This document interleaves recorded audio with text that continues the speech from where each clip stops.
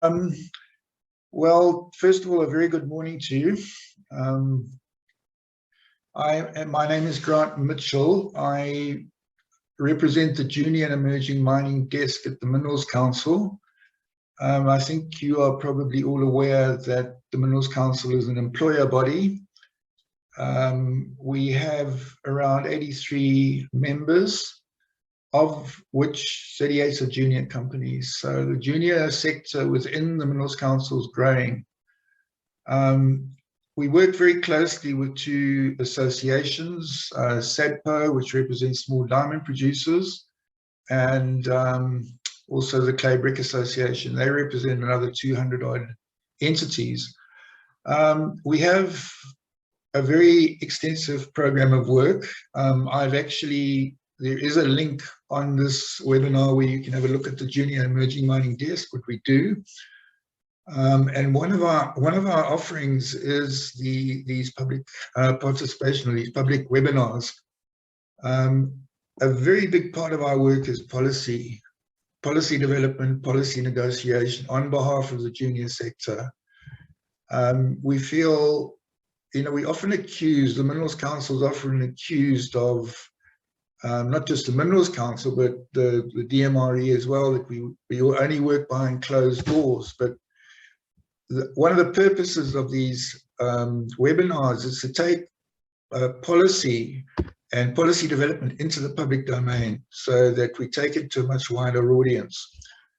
The topic today is, I would call it a real burning platform. I think all of you are aware of the extent of unrest around mining companies and mining operations. It's a national level. In the last 10 years, it's increased quite considerably. Often, not always, but often these protests are accompanied by violence, damage to property, etc. And the mining industry and the Minerals Council in particular is sort of taking a proactive stance on how we can actually manage this process. We have a panel of experts today who are going to do presentations. Four presentations followed by a panel discussion. I won't introduce all the presenters now. I'll do it as their program comes up. You will have the agenda, so I'm going to start off straight away, launch straight into the first presentation, which is an overview of social performance for the junior mining companies. It's being presented by my colleague Alex Kumalo, who is head of social performance in the Minerals Council. In that position, Alex has oversight over all community engagement activities that the Minerals Council and its members are involved in. So Alex, over to you. Oh yes, before you launch, Alex, just a housekeeping comment. If you want to ask a question or make a comment, please use the chat. Don't put your hand up. We have 65 participants so far, so the only way we can manage it is by chat. So put your question in, and after each presentation, we will take a couple of questions to the presenter, and perhaps try and, at the end of this time, we will look at all the rest of the questions. Thanks very much. Over to you, Alex. Thanks, Grant. Good morning, colleagues. Once again, thanks for joining this webinar. My piece is the easiest because it's really just an overview, and I only have a couple of points to make on the topic for today. As Grant said, I'm Alex Kumalo. I look after social performance, and because the Minerals Council doesn't have a mining right, my primary customers are members of the Minerals Council, particularly social driven practitioners, and as a collective, we try to work together to ensure that we deliver better outcomes in the space. So without further ado, and Camilla, to advise me if you can see my presentation. If not, then I'm in trouble.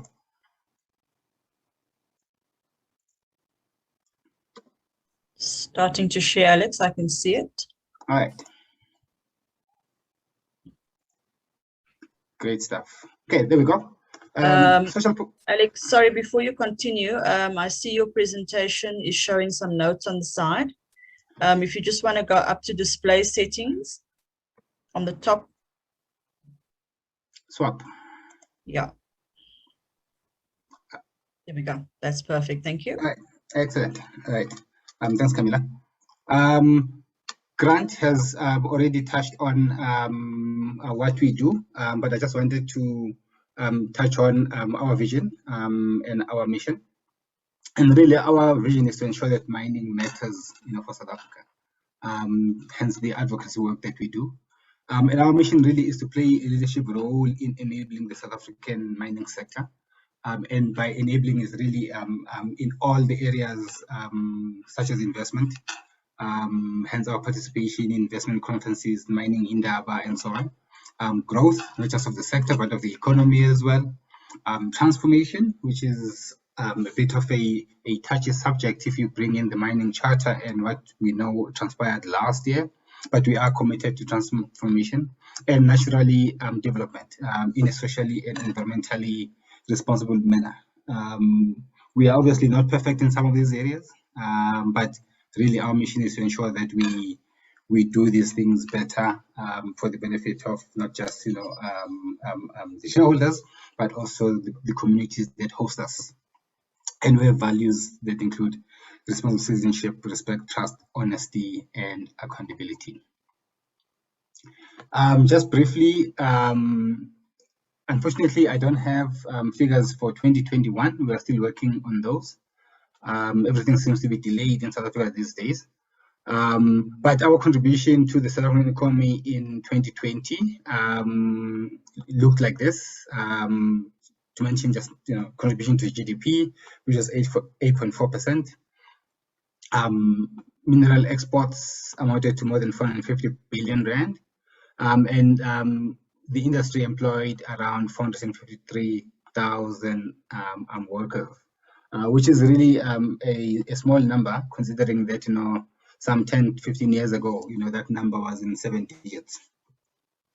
We also pay taxes to the tune of 27.2 billion, and that does not include royalties. Furthermore, the industry makes significant contributions to socioeconomic development, mostly in the form of social and labor plans. Very few companies have CSI budgets, but during the COVID-19 pandemic, we saw quite a number of companies digging in or creating budgets for CSI, where then our contributions came in to fight the pandemic. To get into the social performance space, in as much as we saw a very good year in 2021 in terms of the industry's performance, financial performance in particular, but there's still a lot of ongoing realities that our mining communities face. So despite the platinum belt or the manganese and iron ore belt in the Northern Cape being rich as it is, we still face the three national challenges in our host communities. There's poverty, extremely high levels of unemployment. You're talking about in the Northern Cape, where mining contributes 40% to the GDP. You have youth unemployment of about 56%. And obviously, inequality also is a challenge. As an industry, we do have a history of broken relationships with our stakeholders, and our engagements have not been as great, leading to the erosion of trust amongst quite a number of our stakeholders. There's also quite a mismatch between our activities in the socioeconomic development space and the needs of the community. You will recall that, and Gosnat will touch on some of this in his presentation. You'll recall that some of the projects that we do implement as part of our SLPs come out of IDPs. The integrated development plans for municipalities. Obviously, the assumption is that those are consulted on, but that's not always the case. So there's often that mismatch. Just to expand further, you will find that we spend quite a great deal on infrastructure as an industry. Somewhere between 40 and 50% of SLPs go into infrastructure, and yet unemployment, seems to be the biggest need or biggest challenge that needs to be addressed. And ideally, the industry should be focusing on those needs. There's also the issue of investment in employment opportunities is quite low, as I was indicating that quite a bit of that goes into infrastructure, and there's inadequate engagement between the industry, host communities, and in certain instances with the regulator as well in the design and implementation of our socio-economic development projects. That just is it's not even a summary, just some highlights around the challenges that we face in host communities. And in terms of today's webinar, we wanted to just focusing on the junior sector to touch on what we think makes up community engagement, and really, in reality, and this applies to everyone, community engagement is should be grounded on principles of community organization. In each and every community, you will find that there's a good sense of fairness, of justice, of empowerment, of participation and self-determination. That's what makes up communities. This also entails involving and actively interacting with host communities who often have a set of common characteristics, interests, and history. And you find this a lot in traditional communities where most of the mining takes place. So in our engagements, we need to do the following. We need to leverage community expertise. We should recognize that community members are actually experts of their own lives. They know what they would like their destiny to look like. So in our engagement, we need to take that into account. Some mining companies do employ the ABCD approach, asset-based socioeconomic development. That is very, very important because it ensures that you make use of the assets that are in that community, including the expertise that your hosts have. We also need to ensure that we do our own research, spending time in understanding the community's social, political, and historical context.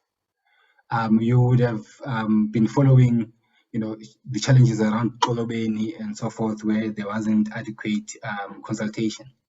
And if you go to developed countries such as Finland or the province of Alaska or the state of Alaska in the US, there will be communities that will tell you upfront that you would rather continue fishing than have a mine in our area. So it is important to understand that. The political aspect of that understanding is a little bit difficult. The mining industry doesn't generally do well in politics or in the political space, and we don't want to play in the political space, but it is important that we understand the political context quite well. And obviously, the do no harm mantra must be prioritized. We need to ensure that we use mindful engagement practices that avoid unethical treatment of host communities. We have had stories, some unverified, of mining companies going into areas and overlooking the structures that are there, traditional authorities, or not consulting women, or not consulting the youth, and relying a lot on the elected representatives such as councillors. So it is important that our behavior is seen to be ethical in all respects. And in terms of, Nkosinathi will talk more about this, in terms of socio-economic development, we would like to think that the industry does make a positive contribution to society through the social and labor plans. We are probably one of the most regulated industries, because remember that, to get a banking license, you don't have to have a social and labor plan. But to get a mining right, you must have a social and labor plan. So your social and labor plan is, in fact, part of your legal license to operate. So our SLPs are legislated through the MPRDA. And as I said, you need to have an SLP attached to a mining right. And some of the projects that we select, particularly the infrastructure and LED projects, could be part of the municipality's IDPs. And these SLPs happen over a 5-year cycle, after which then you must again come up with another 5-year SLP program. There is discussion around whether 5 years is a long enough period, for development to take place and for commitments, to be significant enough. But we will see as we continue engagements with the Dmre in that respect. In other contexts, so SLPs are not necessarily a South African thing. In other international jurisdictions, they have what they call benefit sharing arrangements, which have got similar objectives as our own SLPs. So it is not necessarily a tax that is only imposed in South Africa. Such arrangements do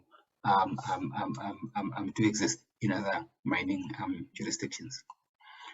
Grant, this is my last slide, and it really boils down to one thing, especially for the junior sector, that tends to be under-resourced because of resource constraints, tend to have quite smaller operations, and yet the expectations and the conditions that prevail in that society are the same as in areas where there's much larger mining operations.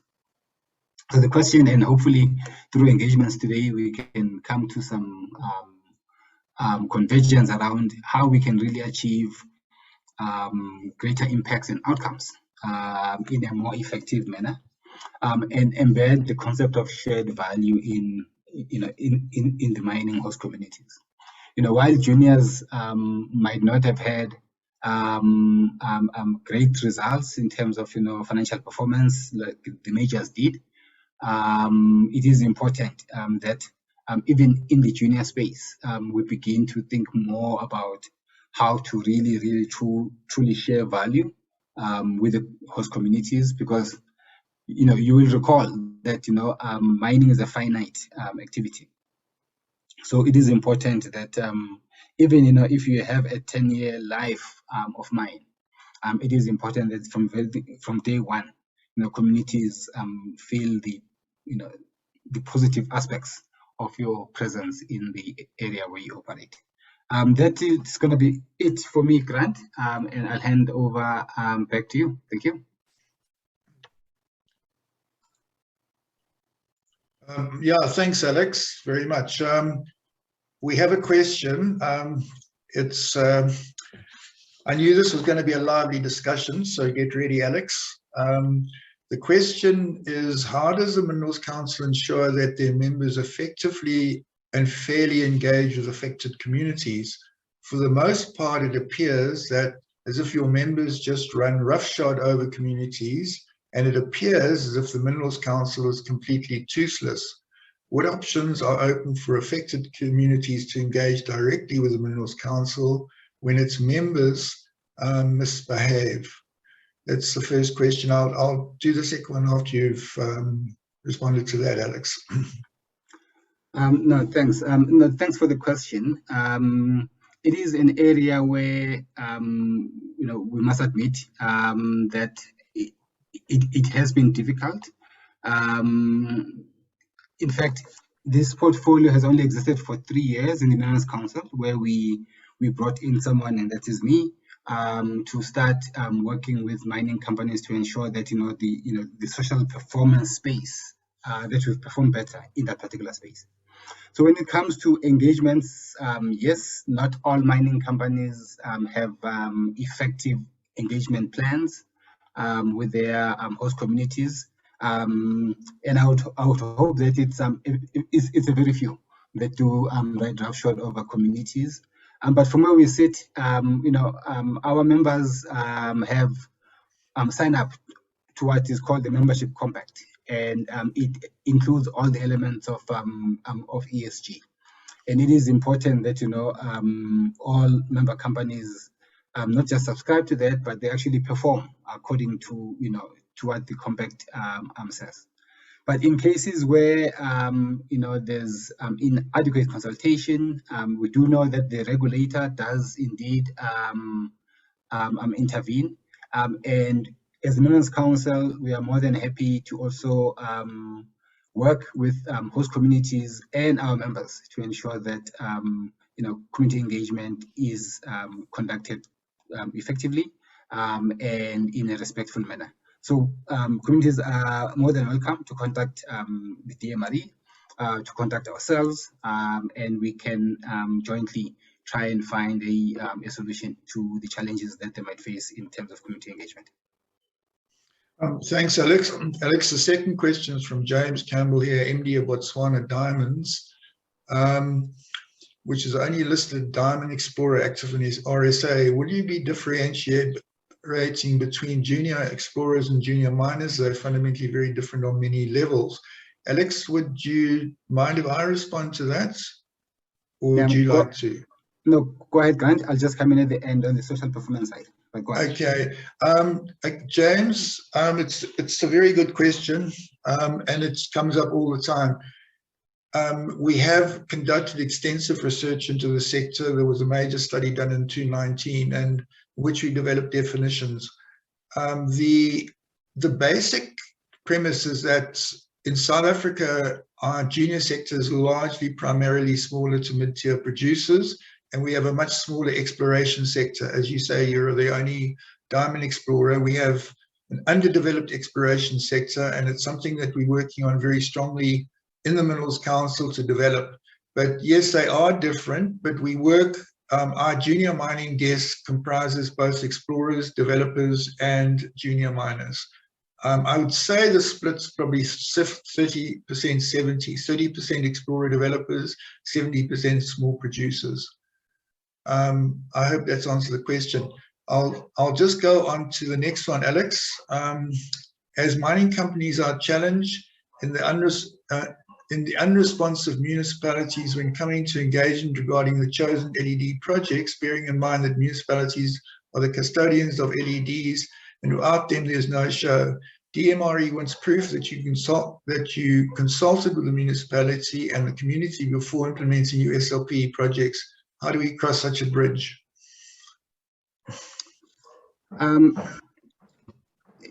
It's a very difficult bridge to cross, but at the end of the day,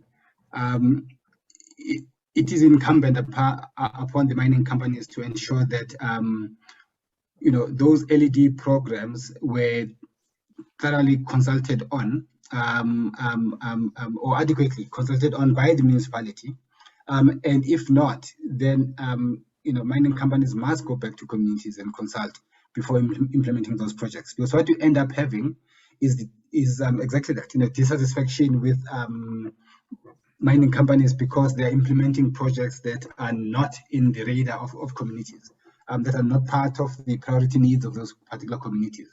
The political space, as I said, is an area that we do not do well in, but we do need to understand that.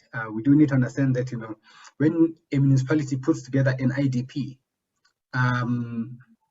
there's a large element of politics in that process. So it is important that mining companies do look at the LED programs as required, but at the same time they need to ensure that whichever program they do select, they go back to communities and conduct adequate consultation around the priorities and the needs of those communities. Thanks, Alex. Okay, we need to move on. I'm very mindful of time, so if you can take down your presentation. The next speaker is Kosanati Zweni, who is Director of Mine, Communities and Stakeholder Engagement, Department of Mineral Resources and Energy. And his topic is reflecting on social and labor plans for junior emerging mining companies and community development. I'd just like to say we really welcome you, Kosanati, to this session. We really encourage the regulator to be part of them. So thanks so much for joining us. Over to you.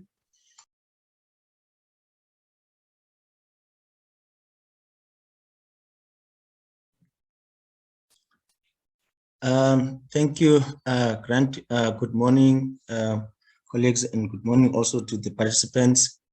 Am I audible? Yes, you are. Thank you. Once again, we appreciate the opportunity for us as the regulator to partake in this webinar. Now, what I'm going to be presenting is quite a very short presentation that will be focusing mainly on social and labor plans, and not only for junior and emerging companies per se, but our also challenges that we face and experiences that we have as a department in the whole spectrum. Can you move to next slide, please? As I said, it's quite relatively short. I will just give a bit of a background on social and labor plan, and also looking at our empowering legislations, because we're also working within the ambit of the legislative framework. And I will touch base also on the regulations, the SLP compliance measures, and also some challenges that we currently face. And hopefully maybe like we will come up with relevant recommendations going forward. Next slide, please.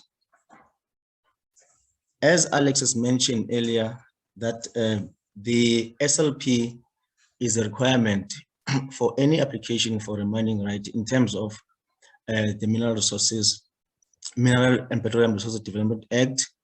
In the same act, read together with Regulation 46 of the Act, you needed to submit an SLP whenever you apply for the mining right and for the granting of that, to give effect to objectives of the Act, especially the SLP.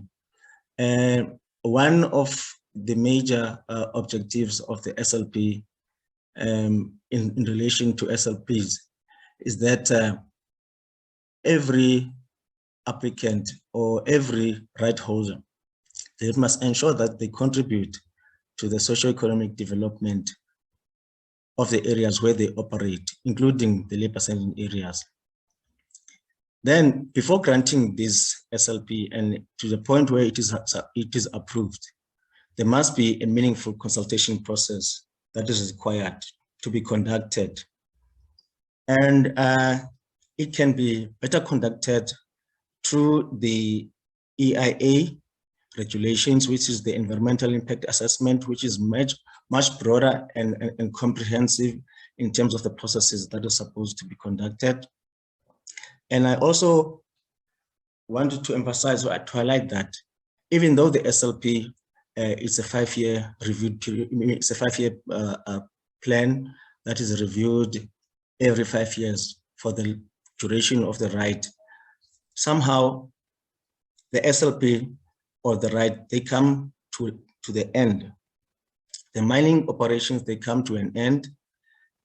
So the SLP will remain valid and applicable until such period where a closure certificate has been issued in terms of Regulation 43 of the MPRDA regulations. Next slide, please. So as I said earlier, we are operating within the ambit of the law. As a regulator, we are guided as well by the Constitution of the Republic of South Africa, Chapter 2 of the Constitution, which talks to the Bill of Rights, our Act, which is the MPRDA, as well as the regulations. And there are also like other relevant legislations which are aligned and applicable to mining. For example, the EIA, which is the Environmental Impact Assessment regulations. So what we do, we also aligned to other legislations that are applicable and are relevant to mining. Next slide, please. If you may recall, sometime in 2020, to be specific, on the 27th of March, the minister gazetted the amendments on the regulations which were published for implementation. There are a lot of additions and amendments that were there, but the purpose and the focus of today, or my presentation, will only be on SLPs. The additions on these reviewed regulations talks to the meaningful consultation. They talk to the publication of approved SLPs. It talks to the review of approved SLPs and also like the collaboration on social and labor plans. But I also want to put a note on or an emphasis on these regulations. We do understand that even the scale of operations and the mining activities that are taking place, you can find that there are junior and small operations to medium and to large scale operations. But as long as you have obtained a mining right, it means that you have to comply with these regulations, irrespective of the size or the scale of operations. Now, I just want to move on to unpack, in terms of these regulations, what do actually they entail and what is relevant and what is required. Can you move on, please? Now, when it comes to meaningful consultation, this is one of the key aspects or the key areas that the right holders, the juniors and even the emerging companies, they must emphasize and be able to say that we have consulted thoroughly. At the time that you apply for a right, within 80 days of receiving a notification that your right has been accepted, you must conduct consultation with various parties on the contents of the social labor plan. And then as you do so, it must be ensured that you addresses the relevant needs. And these needs must be aligned to the ITPs. I think Alex has touched on it as well. These ITPs, the municipalities are the custodian of these ITPs. So it gives you 180 days to do this consultation. This consultation then must be done with relevant municipalities, mining communities, traditional authorities, and affected stakeholders in order to identify development priorities of mining communities. It's just that, like, it's in a nutshell. Hence, you say that I have highlighted what is key. It's relevant, but consultation for us is not how many times you have been engaging, but at the end of the day, there must be consensus and agreements that give us proof to say that consultation is conducted. But we have some problems regarding this aspect. Some applicants and some right holders will just attach something like what they call a roll call or attendance registers. That does not prove basically that is thorough consultation. Now, as I unpacking now the second regulation, once the SLPs has been approved and consulted, they must be published in terms of the MPRDA regulations. This can be done in either in English or any other language commonly used within that mining community. As you might know, that mining activities that are operating in most rural or remote areas where there is high levels of illiteracy. So this talks to that, so that everybody or who is affected by mining activities and who are the beneficiaries of these SLP programs, they must understand what they are entitled to. But furthermore to this, the regulations also require that the publication of SLPs could be done on various platforms, but it's all there in our regulations, including company websites, local public libraries, municipal offices, local schools, as well as traditional councils. Next slide, please. The third regulation talks to the review of the approved SLPs.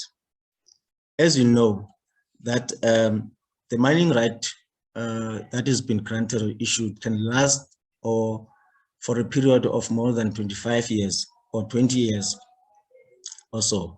So these SLPs are 5-year programs, and they must be reviewed each and every period in line with the existence of the mining operation. So what we always advise or advocate to the right holders is that you don't have to wait for that period to lapse, for the 5 years to lapse. You can start now engaging from the 4th year, and then do your consultation with all the mining with mining communities that are being affected, as well as interested and affected persons, including the other relevant stakeholders. Now, when this process kicks in, there are certain areas that we look into before we grant that your reviewed or your 2nd generation SLP has been approved. We look at the compliance reports for that period, any other comments and inputs and reports from the right holder as well. We also consider the mine communities and interested parties if they have any other comments regarding the implementation of the existing 5-year period SLP before we grant the 2nd generation of the SLP. So now, what is key for me when it comes to the junior and emerging companies, as we know that they are operating on a relatively small scale. This regulation 46C is very important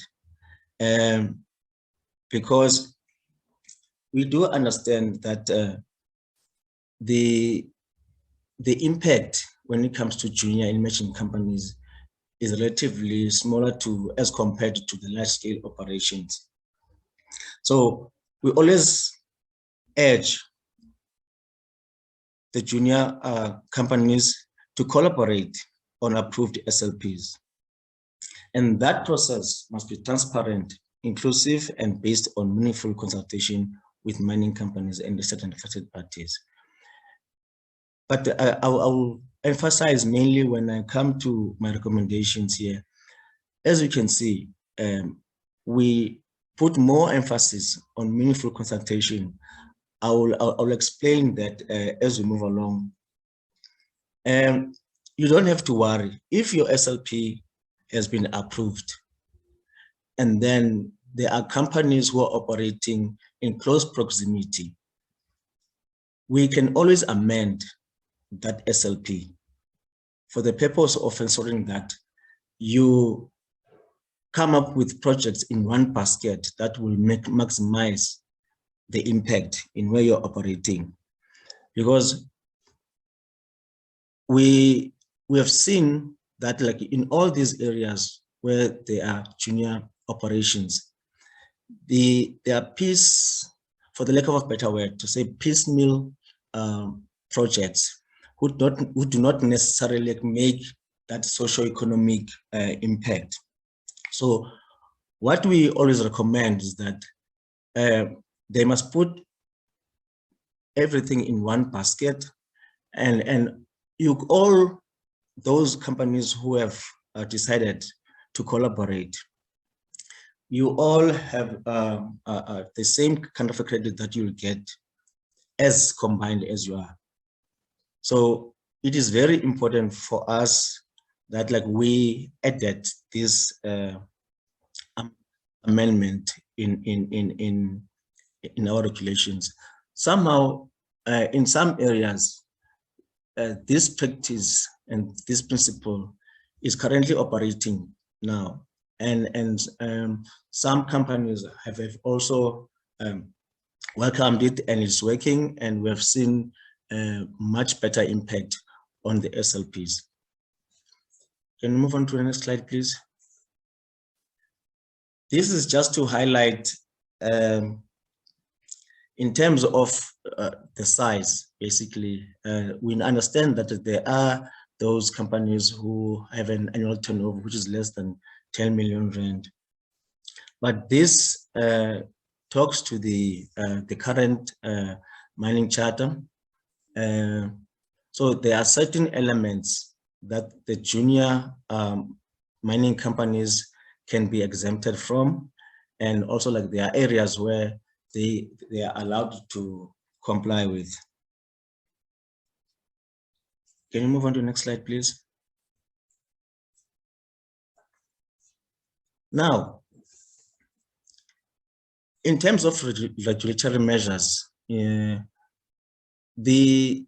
of the cornerstones of the SLP is a meaningful consultation. This is a compliance measure. You know, if you apply for a right, or you are currently a right holder, and maybe like your SLP has to be reviewed in any way, so it cannot, it does not meet the necessary requirements if there's no meaningful consultation. Similar to the next bullet, which goes hand in hand. Consultation in SLP should not only be done or limited at the municipal level. Also, like it should include the host communities. From the previous question that was raised like during Mr. Alex Kumalo's presentation, you know, we understand the challenges and the dynamics that which are frustrating, you know, for the industry as well as the right holders when request or require for approval of Ict projects from the municipalities. But hence I'm saying this consultation should be more comprehensive, because at the end of the day, the people who are being affected or are intended beneficiaries are communities. I think this is something that as we move along, you know, as junior companies and as right holders or as applicants or emerging mining companies, we should not limit the consultation to the municipal level, but it is also important to have that alignment of the SLP projects to the ITPs. At the end of the day, you are required as right holders to divorce those projects, you know, because at the end of the day, they will remain with the communities, they will remain within the municipalities for the purpose of trying to avoid independence. So once this consultation has been concluded, there must be some kind of agreements that are in place. And these agreements should involve every relevant stakeholders, not only limiting the municipalities. Thirdly, what is important, once your SLP has been approved and of which it has been consulted, and you must publish it. As I've mentioned earlier, this is part of the regulations and it's a regulatory measure that you're supposed to comply with. As you have published that SLP, you are also required to have at least a minimum of 3 meetings per annum with the communities and other relevant stakeholders about the progress made on the implementation of the SLPs. Currently now we are faced with a number of complaints coming from the mining communities, those communities who are hosting the operations that like they never seen the SLP, they don't know anything about the SLP, only to find out the SLP has been there, has been approved, and then they are not being engaged on any other matters of SLP programs. So this is very important, that like when you submit your annual reports as right holders, since you have an approved SLP, you must submit a progress made on the implementation of the SLP, and also include the outcomes that were taken during these 3 meetings per annum. So far, this provision is moving quite slow from the industry, including even like the major or the large operations. We are still experiencing some challenges regarding this matter, because there's lack of the slow or a lack of non-compliance on these matters. Can you please move on to the next slide, please?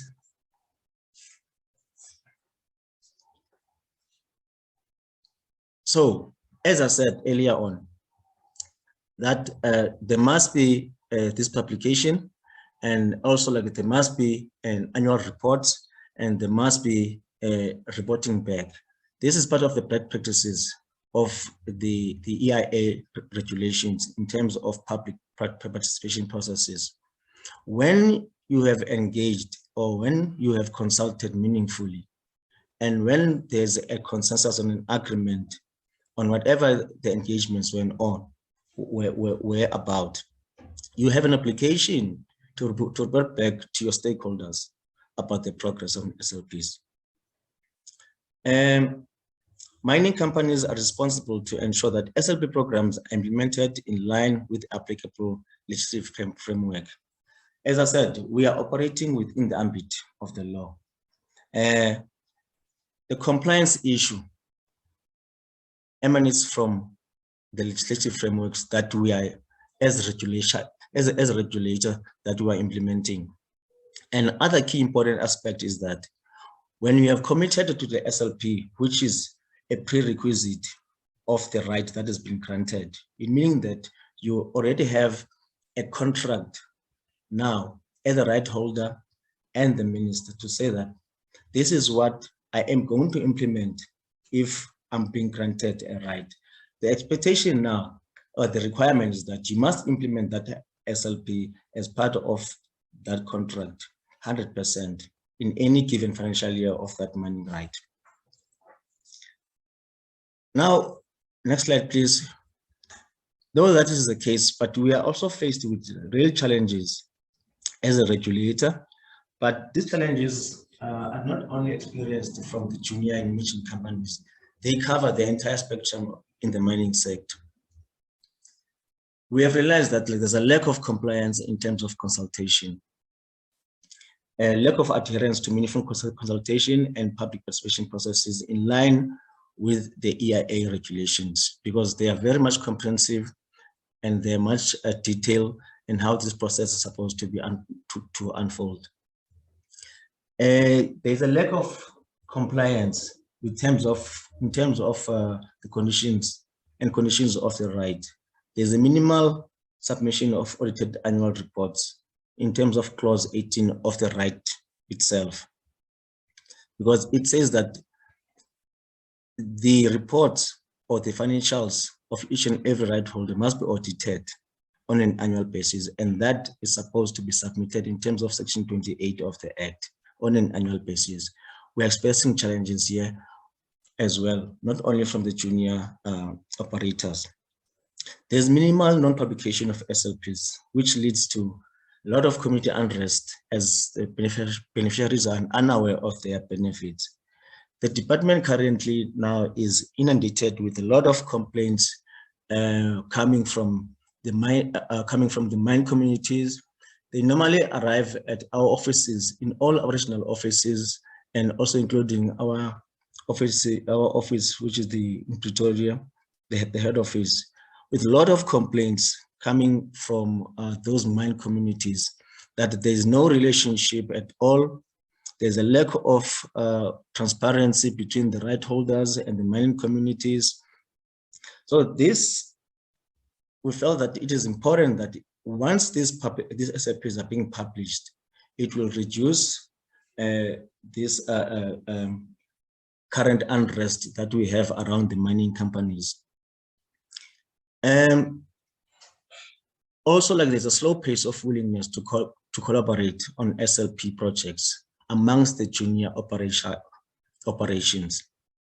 So we would like to urge that, to say that even though we do appreciate the efforts and endeavors that the junior operations are doing, there's been a lot of projects that have been done. They are successful and they are still in place. And there are areas where we feel that there's a lot of improvement that can be done in terms of collaboration on projects to ensure that, like, there's this massive impact on the ground in terms of the projects. Can you move on to the next slide, please? From the department side, from our side, we felt that maybe, like, this kind of recommendations could maybe give away, or pave a way of going forward and doing things maybe like in a proper manner. That we need to see that commitment, and we also want to see the mining operations starting now to engage with one another to consider the collaboration on these projects.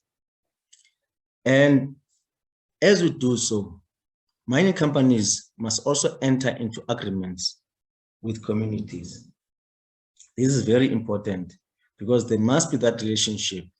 And as you might know, that it forms part of the social license to operate. So it is very key that there must be this engagement, there must be these agreements that are in place with the communities.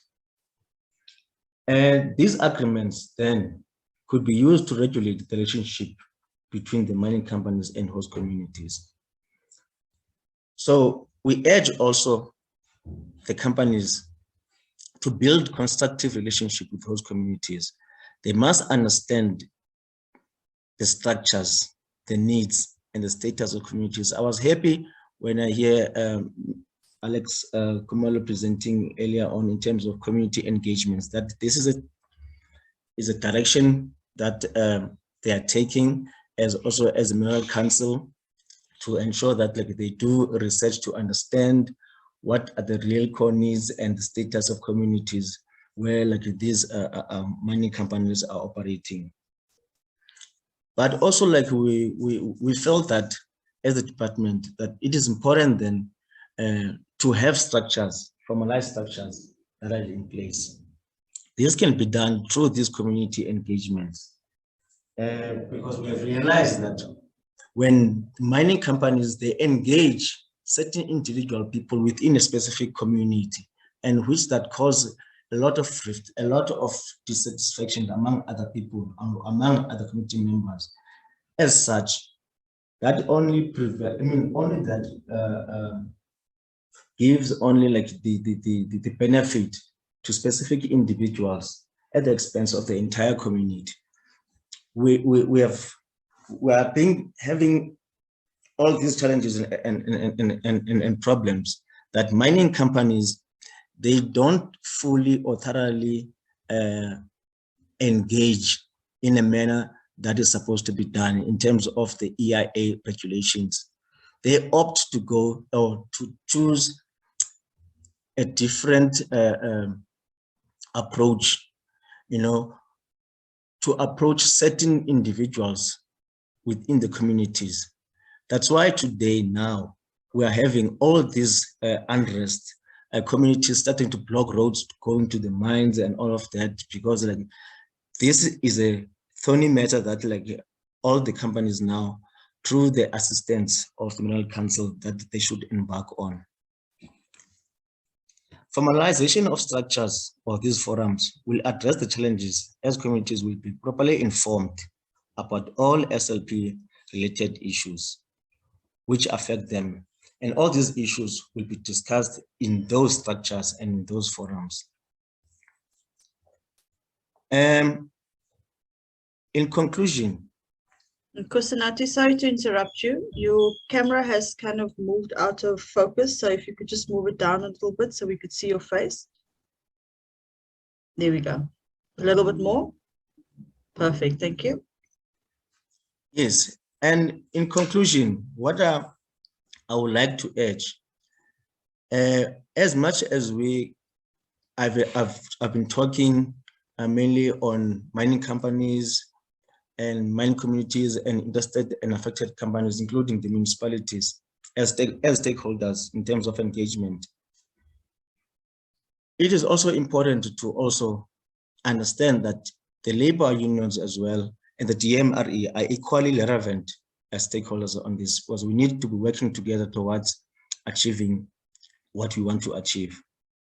Therefore, in my closing remark, I would like to urge and appreciate that the junior and emerging mining companies, they are starting now to try to lead this endeavor to create a constructive relationship between the industry and the mining communities where they are currently operating. So let us embrace the spirit of social license to operate in order to improve the community development. I thank you.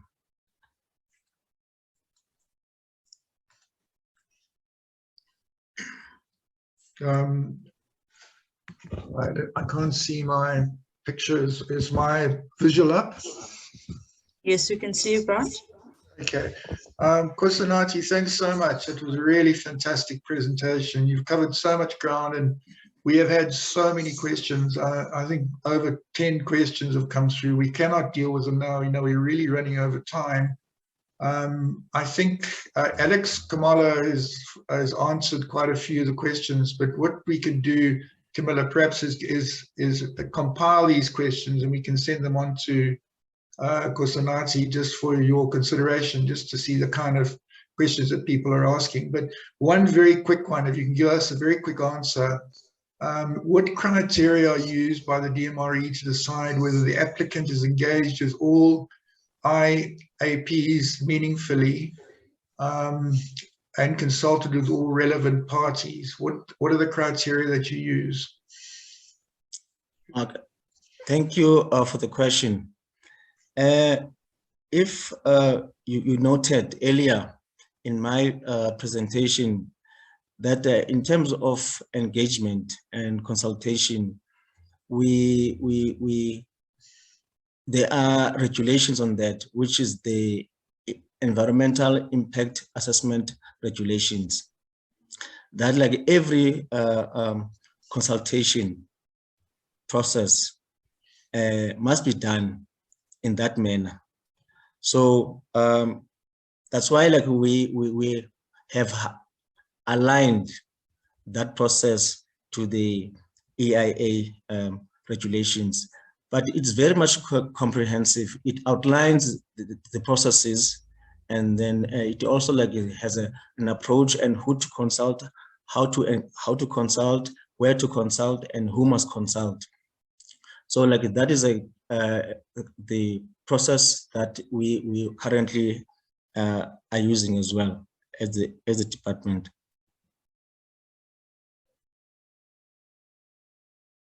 Thank you. Thank you. Thank you very much, Kusanati. Once again, thanks for a really great presentation. And we will be in contact with, as I said, with the questions.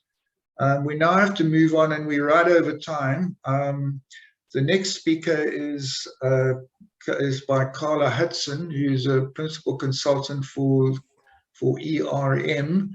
And her topic is collaboration opportunities for water liabilities. Over to you, Carla, and yeah, please be mindful of time. We are running on, but thanks so much for joining us and thanks so much for sharing your information with us.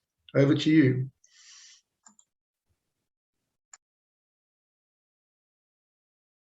Carla, you're on mute. You're on mute, Carla. No, you're not on mute, Carla. I think your headsets, you just need to select your settings because we can't hear you through your headset. So if you can just select your settings to... Can you hear me now? Yes, we can. Thank you. Can you hear me now? Yes, can you hear us? And unplug your headsets. So you can't hear me? I can hear you. Can you hear me? Yes, I can hear you. Okay, so you can go ahead. Thank better you. without the headsets then. Are you sharing my presentation or must I share it from my side? You can share from your side, Carla. Okay. Do so. Oh dear. Can you see that? Yes, I can see your presentation. Great. Well, thank you very much for this opportunity, and the previous speakers. It was really, really interesting.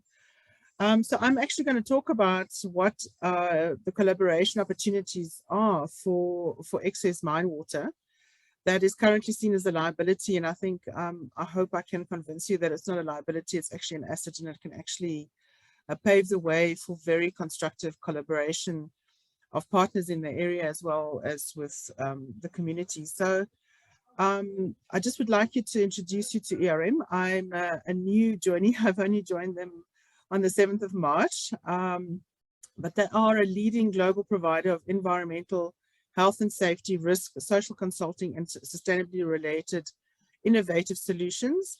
They have got 116 offices around the world, so it's actually a wonderful place to collaborate with other countries and learn lessons that has been learned in other settings. And it's got more than 4,500 employees worldwide.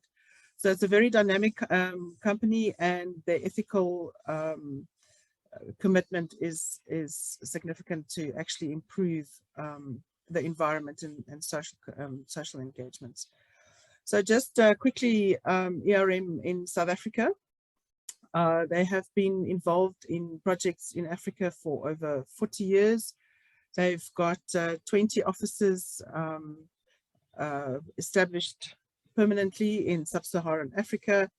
I'm in the Johannesburg office. I see Michelle's here from our Cape Town office, and we actually collaborate quite regularly with our other offices, especially in Kenya. So we try to offer our clients effective cost-conscious solutions and using the local and with global expertise. So basically, just very quickly, I know we're running out of time, and I'm sure everybody is very aware of the situation that South Africa is one of the driest countries in the world, and I'm sure you've all heard about the water gap that we're going to start experiencing in 2025, the 17% water gap. So the national department has been looking at how you can actually close that 70% water gap, and that's why it is actually mine water has become quite a focus because that could help significantly to closing that water gap and making sure that we don't experience water or food shortages. And then there's been quite a few guidelines in the past 20 years. I'm sure you've all quite aware of all the research that's going on how viable is mine water irrigation and the fit for purpose use of mine water. So one of the options that's being looked at is how you can actually use mine affected water for sanitation. So I'm just going to very quickly go through all the guidelines. I mean, I'm sure you're all aware of the best practice guidelines that was published by the Department of Water and Forestry at that stage. But the new guidelines that's actually came out last year is the WRC reports that is actually reporting on 20 years worth of research and then 5 years worth of piloting at a mine site in Mpumalanga. And I think there's new projects, similar projects in other areas in South Africa, and how to actually make sure that this is done in a responsible, viable way. There's been publications of University of Pretoria that's been very engaged in that. And then, of course, there's been extensive research being done by the University of Cape Town on biocrops, biomass crops, and how you can use the mine affected water in that. And then obviously there's been extensive reports from Coltech, and then obviously there's guidelines as well from the Minerals Council from South Africa. So the information that I want to share here, there's quite a few guidelines, there's quite a few pilot projects that is going on. It is very viable and successful, and the mind shift has actually happened at national and provincial level, and seeing that mine water can actually be an asset and can be the enabler of regional collaboration in securing food and water in areas. So, I mean, we've seen lots of legislation in the previous presentation, but there is quite a few, and I'm sure everybody that deals with mine water and mine closure and irrigation knows about all these acts, so I'm not going to go through them. So basically, just I would like to talk about all the collaboration opportunities. So in the new national closure strategy, this regional mining cluster map is actually part of that report, and that is where there is sort of a huge potential for collaboration over the sectors as well as across the sectors. So my experience in the past was in Mpumalanga, and it was actually quite amazing, the collaboration opportunities that was there across boundaries, because as you know, water doesn't stop at a fence. So water is actually a really good enabler for people to start talking and collaborating in solutions, and not just in the mining industry. It's not just the mining industry that has affected water. I mean, if you think at just examples like South African breweries, Coca-Cola, all those companies, it's got very similar issues, and it's actually very nice to sit around a table and with national and provincial and municipalities to actually discuss how these entities can communicate to collaborate. So what is happening at the moment is through the Impact Catalyst, and I'm very glad to see Nolene is the next presenter, and through the Mine Water Coordinating Body, there's really good collaboration happening at the moment. And the invitation, there's an open invitation to please join these platforms for collaboration, and it's a very broad collaboration. And there's quite a few funding entities that is interested in these regional collaboration projects. So we do realize that you can't do it alone from a financial point of view as well. And that is where these collaborations are actually really valuable. And the WRC is a really good partner to have, because they make sure that it is done according to the guidelines and proper regulation. So yeah, so that was very quickly. So basically, I hope I've made up a bit of time, but there is platforms for collaboration, and water is always the center. I mean, you need water for anything, and it's really a brilliant way of starting collaborating with your partners in your area. Is there any questions? Hi, Carla, I don't see any questions in the chat. There's one. Oh no, sorry, it's a comment. There's no specific questions. So yeah, thank you very much, Carla, and thanks for the brevity. But I think it's, I think we all realize that this water usage and sharing is so critical in this country, and it's going to become more and more of an issue. So if any questions come up in the future, I'll certainly pass them on to you. Our next presentation is Nolene Kraling, I see she's on camera already. Hi, Nolene. Nolene is going to be talking about standing together to create real regional impact. She is from the Impact Catalyst an organization that the Minerals Council's been collaborating with and working with for some time. And we'd be very interested in, we're looking forward to your presentation. So over to you, Nalin. Thanks, Grant. I just want to make sure that my presentation is showing correctly and that I'm audible. Yes, you are, Nalin. Thank you very much. Thank you very much for inviting me to this very interesting webinar. And I'm very happy with the way you've set it up and the different speakers. It provides a really good picture of how we can actually work together in order to create impact, sustainable impact in our communities that we operate in. And as Mr. Nkosinati said, that mining companies should really work together, and not just mining companies. I think the private sector in general should work together with the public sector and the communities in order to sustainably develop our communities. So as rightly said in the chat, it's a lot of the times it's seen that the mining companies are responsible for developing communities, and that is not solely true. So we need to take hands, and we need to really capacitate our public sector as well as our communities in order to take responsibility for the development. So like Ron said, I'm from the Impact Catalyst, and we are really there to create large-scale socioeconomic regional development. So we were created by Anglo-American, Exaro, CSR, and World Vision International, but we have expanded exponentially, and those are just our backbone partners, but we have partners on all the different levels. And our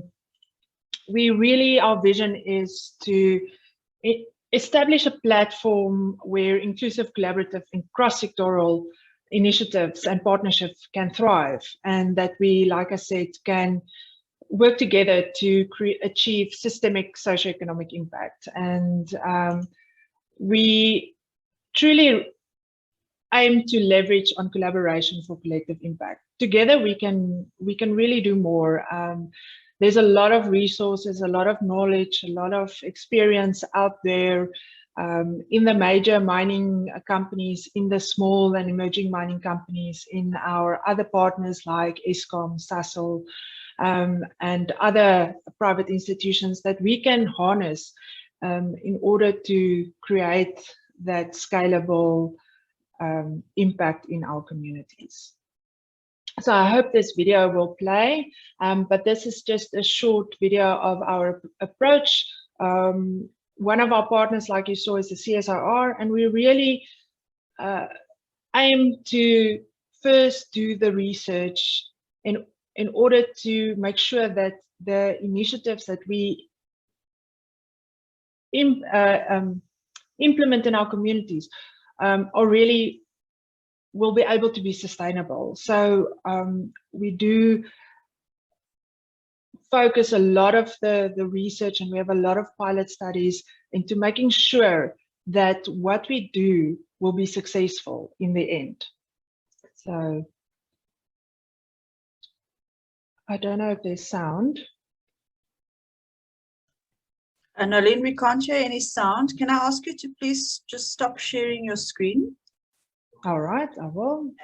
And then when you share your screen again, yeah, just stop sharing quickly. Yeah, so when you share your screen again, just look at the bottom left-hand of your screen. It says share sound. Just click on that and then reshare your presentation. Great. Thank you very much for that one. Let's go just one back.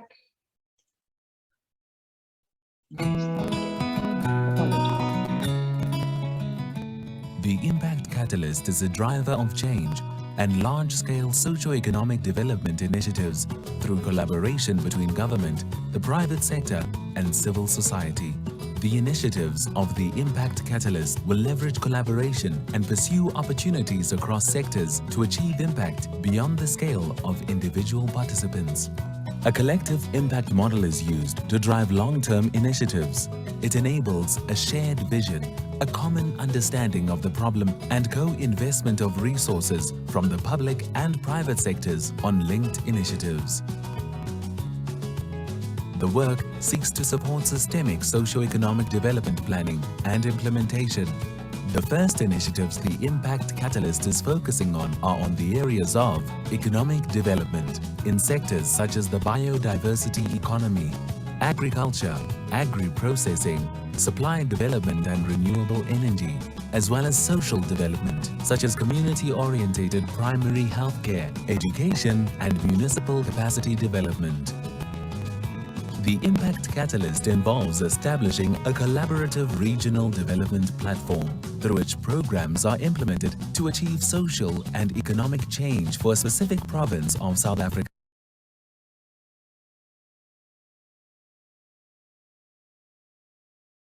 Nalin, your presentation, your sound has stopped.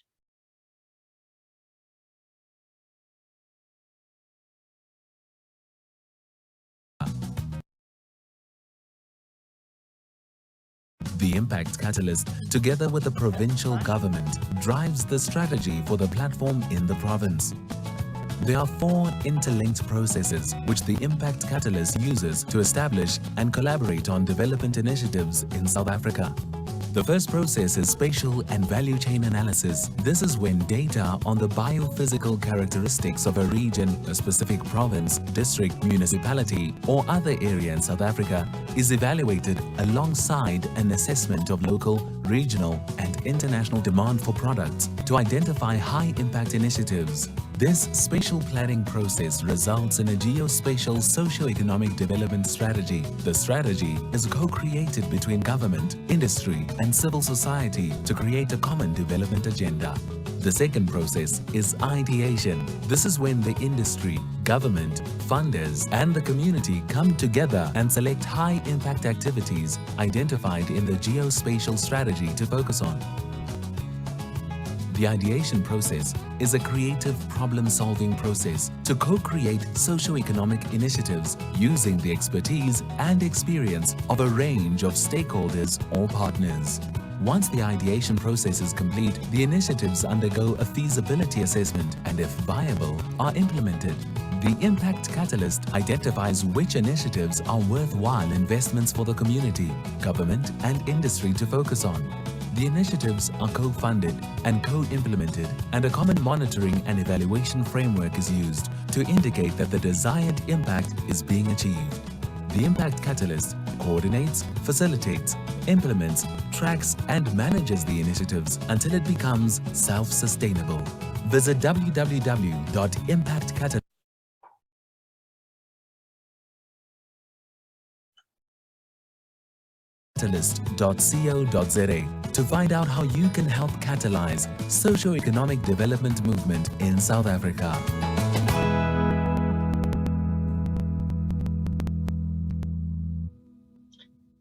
Great. Yeah, so it is quite a privilege to work with all the partners, and this is just a quick snapshot, and this is expanding by the week. And on the top we have our backbone and national partners, and we are currently running in Limpopo, the Northern Cape, and in Mpumalanga. We will launch formally this year in Mpumalanga. And we are very excited about the projects and initiatives in each of the provinces, and especially in Mpumalanga, where, like Carla said, the water is a critical factor and a success factor for our communities. And in Mpumalanga, especially, we will focus on water projects and agricultural projects. But not to say that we won't do anything else there. And Limpopo, we've done major projects in the health and the ICT space, and the Northern Cape, we are proactively driving our partners in the Northern Cape to align their SLPs and create sustainable and replicable, scalable initiatives in their communities, which are overlapping. So we are pulling our resources together from our partners in order to create real impact. And it's very exciting to see the the end results. So like I said, we are a platform for creating collaborative impact, but we also support the governmental planning processes. Like you saw on the partners slide, the Office of the Premier is one of our main partners in each of the provinces, and we work together with them and through their offices in order to align the public sector. And then we also work with departments like DFFE, DWS, and so forth, in order to really align our efforts, our private efforts, as well as our public efforts. So we take into consideration not just the top-down, but a bottoms-up approach, but we really focus on aligning our processes to the Sustainable Development Goals at the top, and then also the National Development Plan for the strategy of the country, then also the provincial development plans. And I can gladly say we've been co-creating the Limpopo Development Plan that has been launched last year. So it's really exciting to see that we are able to really align our vision with what the province wants to achieve, and work together to achieve those goals. Then we are at the forefront of the DDMs, as well as looking at the local development plans. And then, like I said, we are working and aligning the SLPs specifically for our mining clients, or not clients, we don't have clients, we have partners. So for our partners, we are working together with them in order to see how they can align their SLPs and align their efforts. So some of our strategic focus area, like mentioned in the video, is our economic development area, and that includes agriculture, our health promotion, education, specifically on future skills that the mining companies will need because of mechanization and so forth, as well as on ECD, so and other school initiatives. Then social empowerment. We also look at environmental sustainability, and then, like I said, we support a capable state. And then our focus is, and our critical success factors are the partners that we focus on. So we are really focused on collaboration and partnerships. Then the people, the communities that we work in.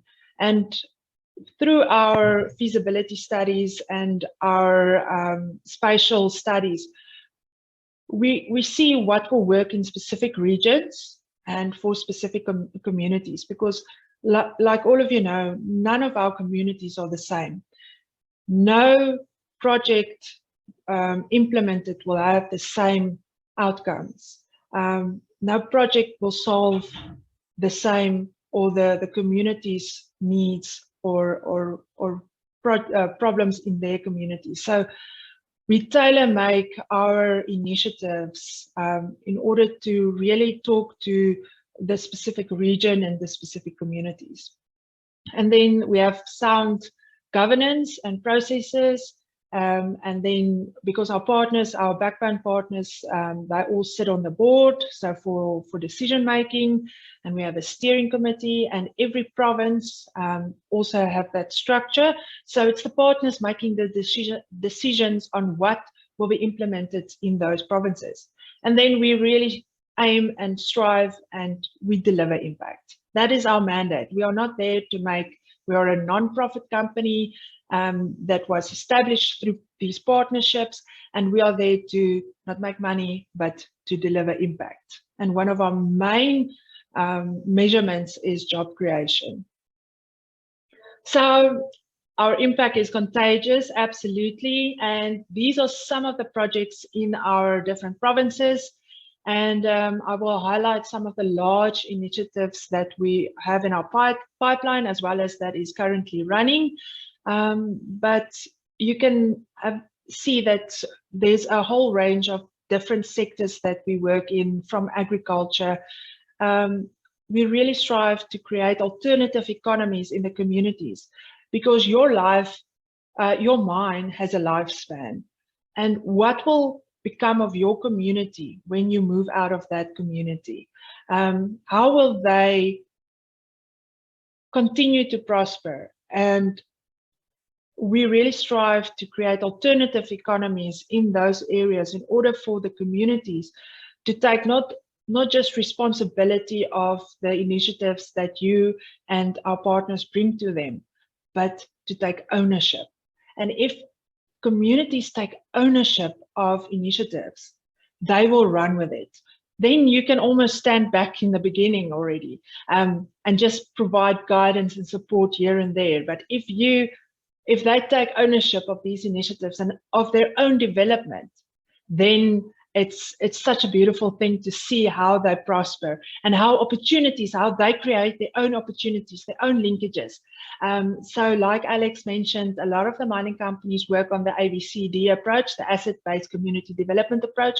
And we also strive not to work on a needs-based approach, because a lot of the communities do not have the bigger picture or the regional picture. So they think they need a certain thing.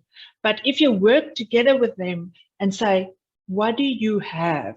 What does the local municipality have to offer? What does the mining companies have to offer in the area that's active there? What does the other private sector companies have to offer there? And what does the regional, the provincial, the national structures have to add to your community? So we work on what you have, because if you touch the community's passions, their knowledge, we look at assets as knowledge of the heart, the head, and the mind. So it's, what do they love doing? What's their passions? What knowledge do they have? And then what other physical assets like environmental, and then also the social network assets and things like that. So we really strive to do that in such a manner that our communities take ownership of the initiatives, that it becomes their initiatives. So it's initiatives for the communities, from the communities, but ticking the boxes to be replicable, to be scalable, and to be sustainable, because that really creates the road to the future. So some of our large initiatives in the pipeline is the alien vegetation removal and beneficiation program, and this is really exciting. So there's 3 phases. So phase 1 will be where we and our partners employ 4,000 community members in Mpumalanga, Limpopo, Northern Cape, and KwaZulu-Natal. And the funding for these 4,000 community members does not come from our partners. It comes from our backbone partner, and we have put in a proposal for the IDC, for the socioeconomic fund. So that first phase will be really paid for through that fund. So we've put in our proposal, and we will hear hopefully today if we are successful, but they've already said that the possibility is like really great. So we will then start with removing the vegetation, skilling these community members up, not just in the alien vegetation removal, but also in entrepreneurial skills, because the phase 2 and 3, like maybe some of you have been part of an alien vegetation removal projects, and that first wave is where you need the largest number of laborers. Then the second phase is the beneficiation part of it, and that's where we look at the sustainability of this program. So we are going to create beneficiation projects in order to take in what is seen as waste, but can be put through a beneficiation plant and comes out as a high value product. We are looking at higher value products, so not necessarily just the lower value products like firewood and charcoal and furniture, but more like green energy, hydrogen, biochar for the agricultural sector. So we have some off-takers in our partners, as well as the agricultural sector, that are really interested in the products that will come out of that. And we are aiming to have those beneficiation plants as movable plants. So as the project moves around in the country, that plant can also move, so that we don't transport the product or the input product that much. And then phase 3 will be to unlock the agricultural opportunities that is made available through this program. So very exciting, and this will be kicked off in the next year. And you are more than welcome to contact me to be part of this. I mean, it's a very exciting. It will be the largest alien vegetation removal privately pushed project in Africa. So we are working with the DFFE, but we are the main collaborators. Then another project that is currently running is the Community Orientated Primary Healthcare Project. And just in Limpopo, we are reaching 3 million community members with this project. And they are expanding currently in the Northern Cape, and will also in the Mpumalanga. So it's where we train community health workers to go out to the houses and really alleviate the pressure on our local clinics and really support our local clinics. So they tap into and they are brought into the local clinics, and they get support from that. And we capacitate also the local clinics in order to support them as well as the community members. So very, very exciting project as well, and very large project. Then another exciting project that is kicking off is the road safety program. It's a 3-year program, and there's 13 projects under this program.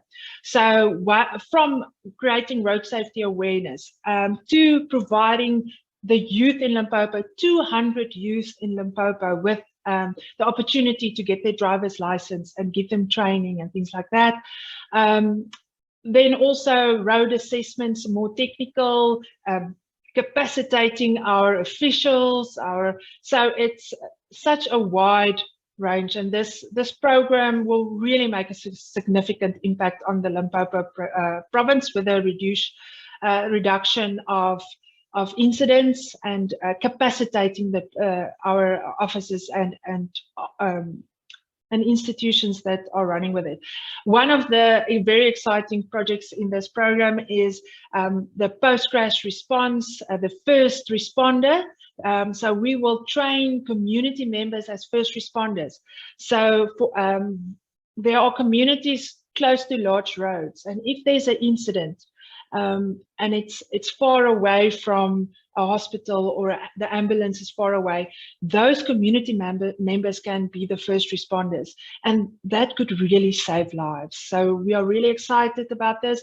And another project that came out of this is the rail safety project. So we are working together with Transnet in 4 pilot areas in order to implement a rail safety project, and then by year 2 we will also implement it at pilot studies in Limpopo. So currently the pilot study areas for the rail safety is in Mpumalanga, Northwest, and Gauteng. So it's really exciting to be able to make this big of an impact. Then the last one is our ICT project. So we are going to give, and in the process of installing ICT Wi-Fi into schools in Limpopo and the Northern Cape, as well as in Mpumalanga, and it will provide Wi-Fi for more than 350 schools.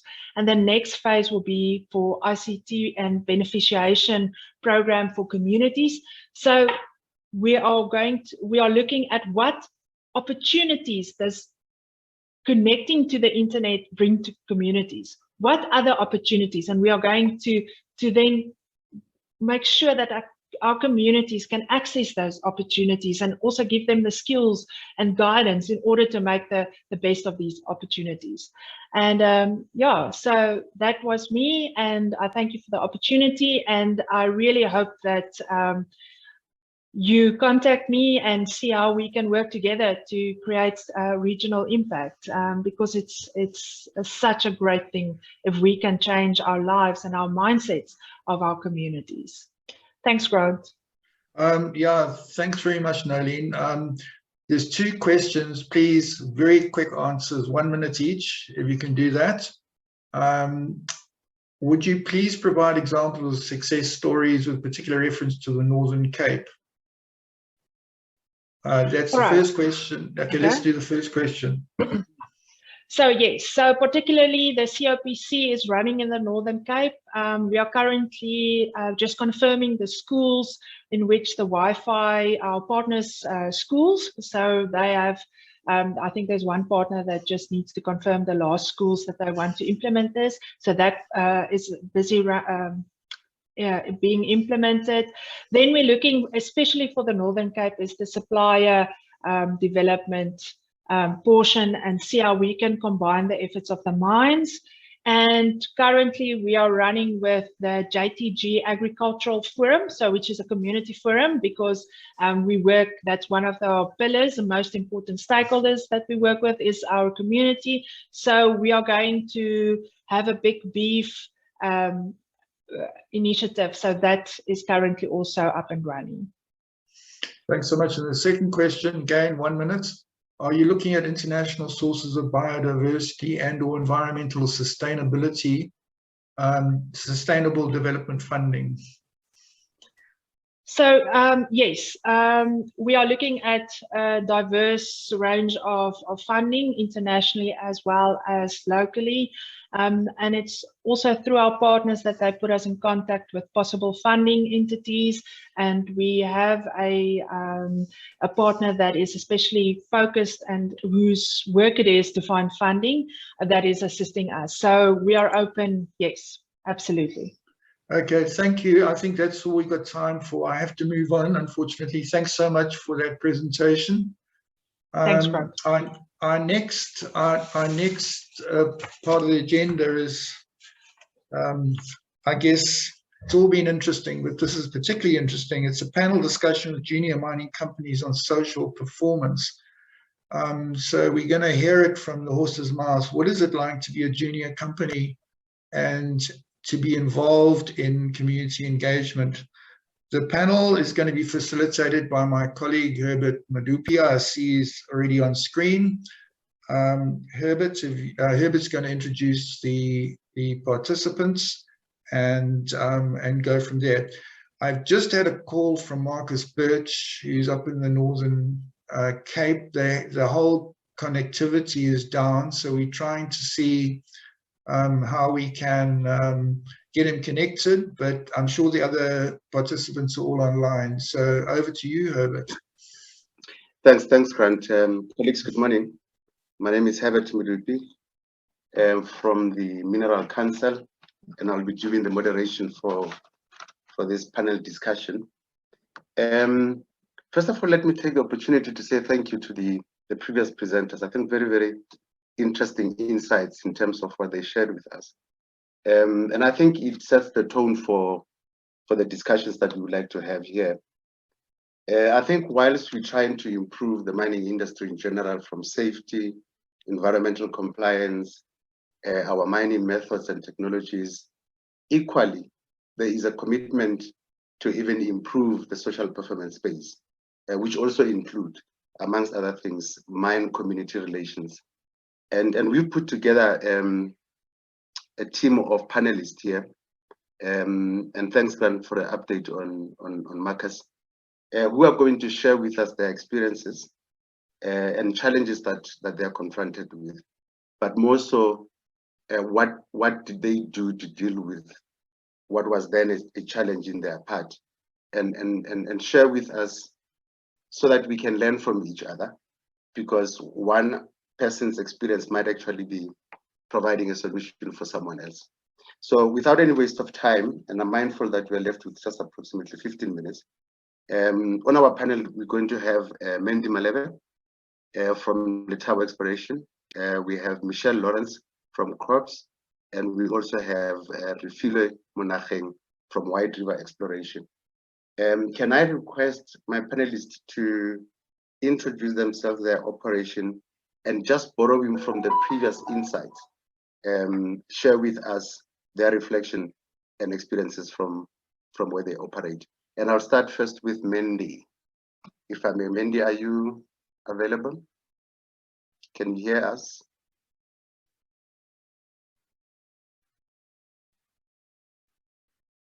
Mandy, whilst you're still sorting your connection or the speaker or your audio, can I perhaps then move on to Michelle Lawrence, and then Michelle will be followed by Mr. Monafre. Michelle, over to you. Thanks. Hi, good morning, Herbert, and good morning, everybody who's listening. So my name is Michelle Lawrence, and I'm the Chief Operating Officer for Crops Elandsfontein. We are busy with the commissioning of a small phosphate mine on the west coast of South Africa. So we're located in the Western Cape Province, within the Saldanha Bay municipality. We've been involved in the area, developing, first obviously with exploration and then developing the project since 2010, and I've been involved with the company since 2014. And obviously community engagement and all the public participation that goes with that has been quite a large part of our presence and our activity in the area. I think one of the reasons I was invited to join the panel was because there's not a lot of mining activity in the Western Cape, and particularly in the area in which we operate. And it does provide a slightly different experience to what you would deal with, I think, in the north of the country or in mining areas or more established mining areas. So I think just from some of the lessons learned over the last 7 or 8 years really was, firstly, when you're engaging with mining communities, it's you need, or especially in areas where there's not mining or a history of mining, is that you really need to step back and distill exactly what a mining company intends to do, what the objectives are, and how the relationships with the community are going to unfold. I think Alex mentioned it in his presentation that there's generally a lack of trust between communities and mining companies, and that seems to be prevalent whether you are operating in a place where there's a lot of mining activity or just where the legacy of mining has been heard. So I think we had to also overcome the trust issues. And I think that is really dealt with through time and a lot of patience, and then really engaging frequently with the community, getting them out to site as often as you can, hosting them, and a lot of education about mining and mining activities and what you're going to be doing in the area. I think fortunately for us in the Western Cape, we are operating within a competent municipality. There is some form of structure. You do get response from the municipality, and I know that's not the case in many other areas in the country. But it was one of the challenges that we found was identifying the right leadership structures within the community and finding out who you need to talk to, in fact, to identify the needs of the community and start working towards satisfying those needs. So I think I'll leave the introduction there, and then we can pick up on the discussions later on. Thanks, Michelle. I think maybe we can move on to Refile. I'll get back to the question that I would like to ask. Thank you. Yeah, thank you very much, Herbert, and everyone present. I'd like to only maybe focus on solution because of time. I think we all know the problems being in the mining industry, but mine is that I happen to have been a consultant and I've assisted in Nkomati mine in Mpumalanga. And you would appreciate that Mpumalanga has its own dynamics from construction mafias, and I'm using the term in a respectful manner because people seem to have tenders and then there'll come a group that wants to hijack it and get it forcefully. So it also happens in various procurement of mining companies. Colleagues would know better about what I'm saying. So the solutions, I'd like to speak about the relationships with mining companies, municipalities, and various stakeholders, your traditional leaders, your youth groups, women groups, and so on. One of the things I think from, maybe let me start as a problem from the DMR, I'll come to us as a body, meaning the junior miners in the Mineral Council. I was a bit concerned when the DMR said that when you submit proof of attendance, it doesn't suffice as proof of consultation. So I'm just sitting here wondering to say, what could be proof? I mean, proof, it shows that I've engaged these people.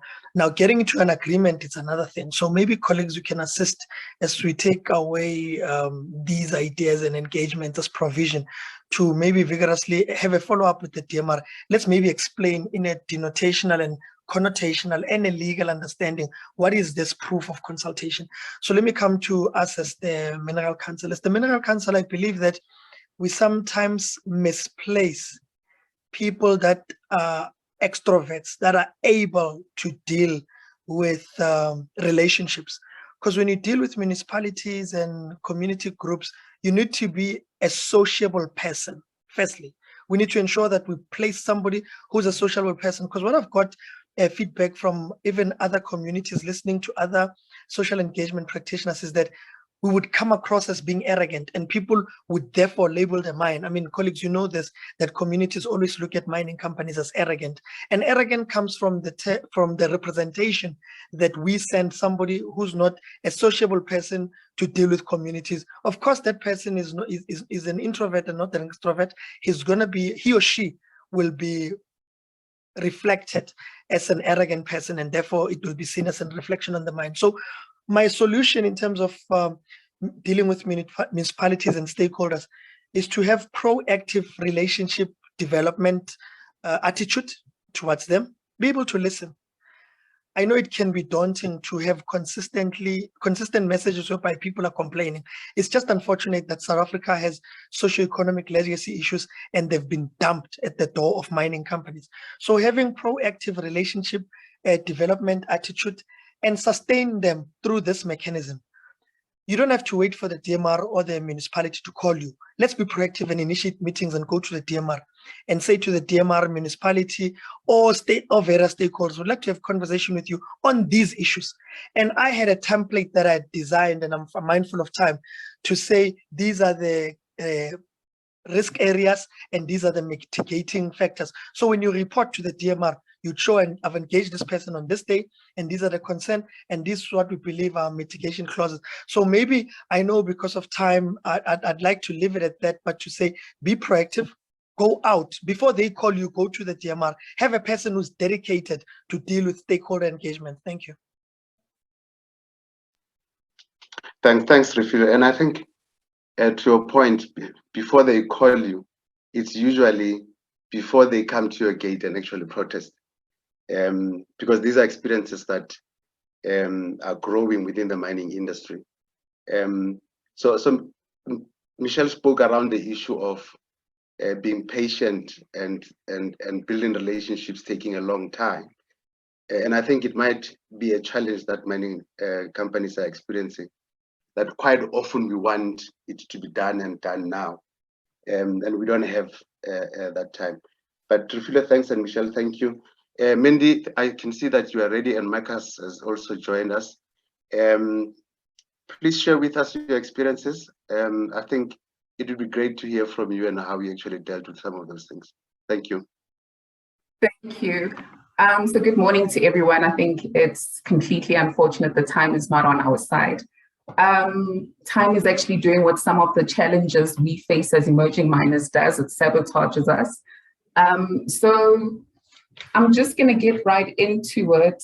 One of the things we need to consider, I think, let me introduce myself quick a little better. Letabo Exploration is a 100% Black-owned mining company with diversified mining rights. It's a holder to various minerals in the Sekhukhune district of Limpopo. And we are fully self-funded, which is not always the case with a lot of us emerging miners. And I'm going to be speaking or addressing some of our challenges this morning as from the voice of the emerging mining group. We need to consider the challenges we face as emerging miners versus the expectations placed on us as far as it relates to social performance and community engagement. And the question is then to ask, how do we protect the emerging mining group from communities who have a legislated expectation to receive social performance while not compromising the responsibility of the mining group to the community? The trick here is that the biggest challenge we face is finance and human resource, especially in a case where we have not started selling any of the products, which means we're not receiving an income. So without an income, how are we then able to provide adequate social performance, right? And the external challenges that we face is, as mentioned, the expectation from the community and the MPRDA. Now, before we even begin, we start off, as the director mentioned, with the community engagement and the consultations. At that point, we make promises to the community that we will provide job creation, we will contribute to improving the current socioeconomic status. And when we don't do all of that, we create, the community does reach a level of unrest. We've been in a situation before the unrest, though, where we were faced with illegal mining. And how the illegal, this now is not unique to Letabo exploration, but how the illegal mining sometimes comes about, which we've seen with other emerging miners, is that when we go through the process of application and exploration, as well as prospecting, we then say, hi, these are the minerals at land X, and illegal mining then follows from there. And the community in this instance came forward to protect the minerals, the stockpiles, which were produced through the illegal activity. And so we are now in a position where we need to reward the community for their honesty towards us. But how do we do that if we don't even have access to markets? And again, this is not unique to Letabo exploration, but these are challenges faced by a majority of the emerging miners. DMRE, the regulator, honestly, is not always in favor of the emerging miner with their backlogs, as well as corrupt officials in the department who delay who create unjustified delays with regard to executing mining rights, and a number of other applications as well. There's access to finance, which is a huge issue, access to markets, logistic issues. And we need to ask ourselves, especially to the DMRE, whether it's fair that emerging miners are expected to give social performance at the same level as major mines. Should there not be a sort of grace period that's available to us where we generate income first without really neglecting our responsibility to the community as well? I'm gonna sum it up there because of time, but yeah, essentially that's a summary of what we face. Hopefully we can do this again with more time on our hands. Thank you. I agree. And thanks, Mindy, for that. And the issues that you're touching on are very, very serious issues that are confronting the junior miners. And I think the issue of corruption, it's an issue that we read about all the time. It does need to actually be attended to. But you seem to have actually won the battle in terms of building those good relationships with community. If community would actually come and stand for the protection of your operation, that means that there was a great investment in terms of building quality relationships with that community. And thanks for sharing that. Colleagues, I don't intend to rush this session. So may I please request those that are able to actually stay with us on the webinar to please do so. We will take just about 5 to 10 minutes more. And without any waste of time, I think this is a very interesting discussion, and there may be quite a lot of inputs that people would like to actually give. May I invite Marcus Batch to please share with us your experiences in the Northern Cape, opportunities for collaboration, and how do you see us as the industry actually dealing with some of these thorny issues, especially in the space of social performance. Over to you, Marcus. Thanks. Morning, everyone. Thanks very much, Herbert, for the introduction. Apologies, I've been unable to participate so far and have missed a lot of the preceding, or most of the preceding discussion.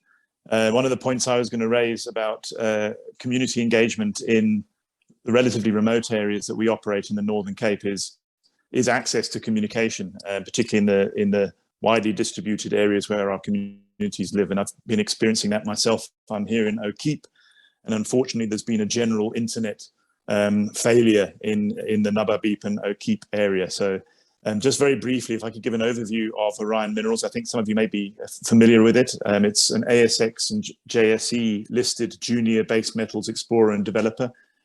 And we're very much South African and within South Africa, Northern Cape focused. We've got two major projects, which is the Prieska copper zinc mine in Copperton in Seatemba. And then more recently, we've acquired the Ict copper project, where I am here in the Namakwa municipality in the far northwest of the province. And we also have significant base metal exploration holdings north of the Prieska area. I think a common theme of our business model is that we're going back to areas that were historically mined, that had long historical and economic histories of production, both in Prieska and in Ict. And we see huge potential for significant addition of resources through exploration, and also then through reopening a lot of the old defunct operations where there's still existing infrastructure, and the current base metal prices are just, there's opportunities waiting to be taken. A feature of the Northern Cape communities is that is the absence of the traditional leadership structures that are common in many of the other provinces. So a key challenge we faced is to design an engagement strategy and mechanisms that facilitate communication with individuals and groups who are truly representative of the host community. So maybe just to give you I'm going to hone in on some of the issues that we've experienced in the history of our involvement, which has been about 5 years now in Prieska and just over a year here in Ict. And a lot of what I heard Mandy talk about, I could echo, and almost to the word or to the T to what she said. And Orion is in exactly the same boat in that we are pre-construction. And we are in the process of finalizing the financing that we need to commence construction, and then obviously move into production phase. So we're completely and utterly reliant on risk capital that's invested by foreign and local investors. And so we have a very, very limited budget for meeting the community consultation and community engagement requirements, both legislated and that we would deem it appropriate to do anyway. But we have limited resources in which to undertake those. In Seatemba, though, we made the conscious decision that even though we were only at the exploration phase when we first got involved there, we literally had prospecting rights and little more. But we made the conscious decision that we needed to bring the community along with us. So we established as quickly as we could representative forums in order to really act as a communication platform. So we initiated a stakeholder engagement forum that comprised directly elected community members, representatives of the local authorities, BEE shareholders and employees. And then we also engaged more formally with the local municipality. We also established the building blocks to bridge the gap between the community expectations and existing capabilities and capacity. And this is again something that I see Mandy just referred to, is that the community, immediately you establish your presence there, the expectations around employment and around procurement are there, and you have to manage them and deal with them. The way that we've done that is that we've set in place infrastructure whereby we encourage the registration of basically of CVs from the local community, so that we can build up a skills profile of the local community that we can draw on as and when opportunities arise. And in a similar way, developing a supplier database so that we've got an understanding of the business capability and capacity in the area. Notwithstanding these issues, you'll all be aware that Orion was the target of community unrest during April and May of last year in 2021. We recognise that this was driven at least in part by elements with selfish business and political aspirations, and which conspired in the run-up to the local elections to foment the situation. It did draw the attention of provincial government and the Dmre leadership, who supported the interventions that we put in place to de-escalate the situation. And the way that we managed that was we initiated an independently facilitated boss parade with broad community and local business representation. It was about 35 people that participated in that. It was a 2-day workshop. We came up with a joint aspirational target for, or joint aspirational targets for, and these are long-term targets that we would work jointly towards, but the commitment was that we would work towards targets of 50% host community employment, 40% host community contractor involvement, and 30% host community procurement. And we've subsequently, from that boss parade, we've formed a joint task team, and we're working systematically with that task team on plans to achieve these aspirational targets. And part of that is it's educating and communicating around the current status of the operation. We actually last week hosted that task team on an underground visit at our mine. And I think just for people that in an area that, 30 years ago, there was a mining culture there, but that has been lost in the intervening period. So I think just communicating and continually explaining and building those relationships through those sorts of interventions is absolutely key. There's no doubt that these disruptions, together with the national unrest in July last year, had a major negative impact on the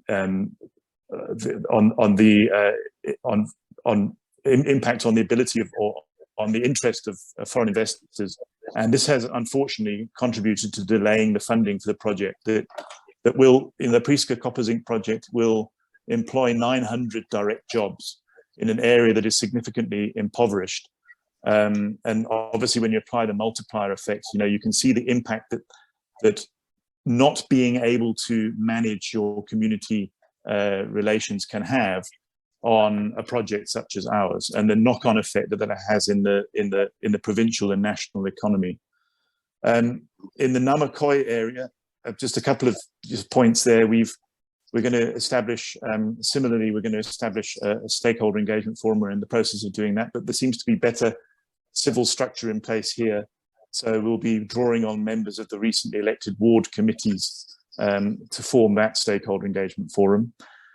We've had successful community engagement for a social and labour plan for our first project here, the first mining right that we have under application. But a point to note here was that the community engagements were successful and resulted in community support. But one frustration that we've experienced has been a relatively long period of time, over 6 months, from those engagements in order to actually get the endorsement from the local municipality. I think the takeaway is that in terms of community engagement, there is no quick fix. It's as Mandy mentioned, it's time on the ground, it's communicating your plans, it's having an open door policy for meeting anybody that seeks to find out more and to present themselves as interested parties. We use newsletters. In this area, there's a local radio station that we're utilizing to get the message out. And it's all about building insight and trust. And I fully reflect what Mandy mentioned, is that this is a junior company that's not yet in production, not producing no revenue. It's an incredibly resource intensive activity, but we believe it's fundamentally and absolutely critical the it's a fundamental and an absolutely critical element of project success. Just a quick comment. I know the impact catalyst presented just now around collaboration. That's something that we absolutely buy into as well. For us, our projects are sort of standalone within the Northern Cape. So where the impact catalyst in the northern section of the Northern Cape is able to, the mining companies are able to, I think, leverage geographically. We found that what we're looking at is collaboration with outside of the mining industry, particularly with the renewable energy companies that are operating in the Siatemba Prieska area. So I've tried to keep it as short and sweet as possible, but that's a sort of a bit of a nutshell summary of Orion's experience. Yeah. No, thanks, Marcus, for sharing that experience. I think very, very valuable lessons indeed. There are a number of points that I find quite consistent about the contributions that we are getting. The fact that engagement also requires quite a huge financial investment to actually build this relationship, and that junior mining companies are right at the beginning and struggling to even have their budgets actually approved or funding.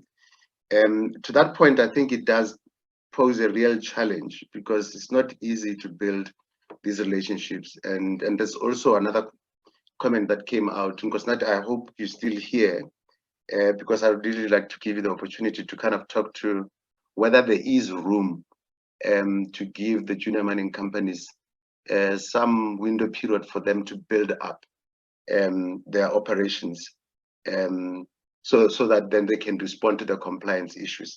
But I think very, very good insights. One of the suggestions is already to say that we should consider organizing another session specifically to deal with these issues of stakeholder relations and how we build these communities. So food for thought there, and I'll leave it for my colleagues to probably comment on it. Can I just verify if Gosnati is still with us? Just for a comment on what came out. Okay, whilst maybe we may have lost him. Alex Kumalo, I know that Tibello was part of the session as well. Anyone to comment around those issues?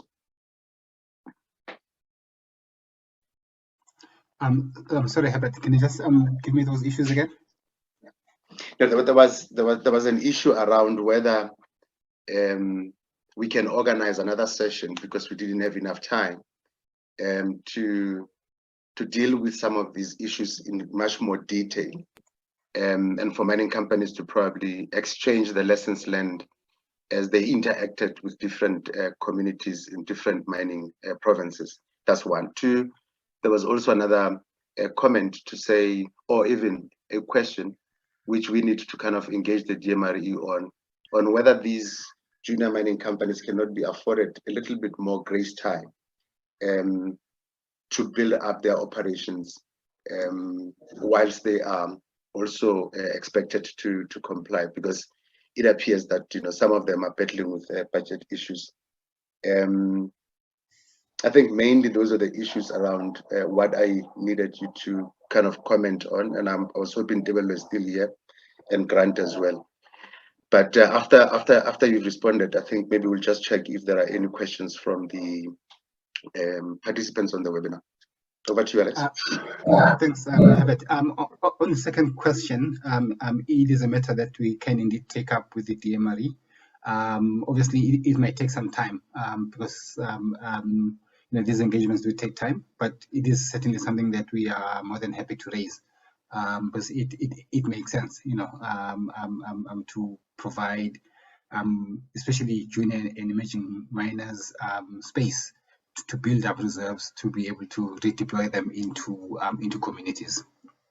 And on the first one, Herbert, we'll discuss with Grant, but certainly we'll be happy to consider hosting another webinar, perhaps give more time or maybe streamline presentations.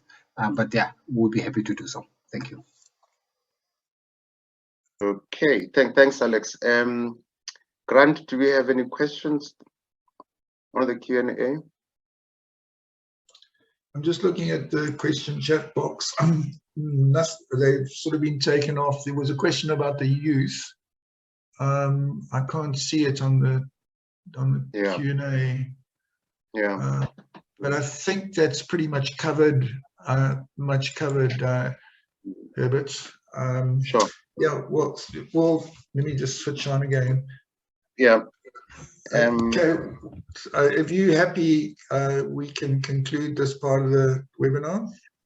Yeah, I think there's just one issue that also came up, Grant, that I wanted to highlight, and that's the issue of, I mean, Michelle's experience is that they're dealing with a very capable municipality which is willing to assist quite proactively as well, properly organized. That issue is Michelle's experience is the opposite in other provinces. So there is a question of municipal capacity, which we need to also take it quite seriously on how it may impact on the progress that junior mining companies would like to achieve if all institutional capacity was actually as suitable as required.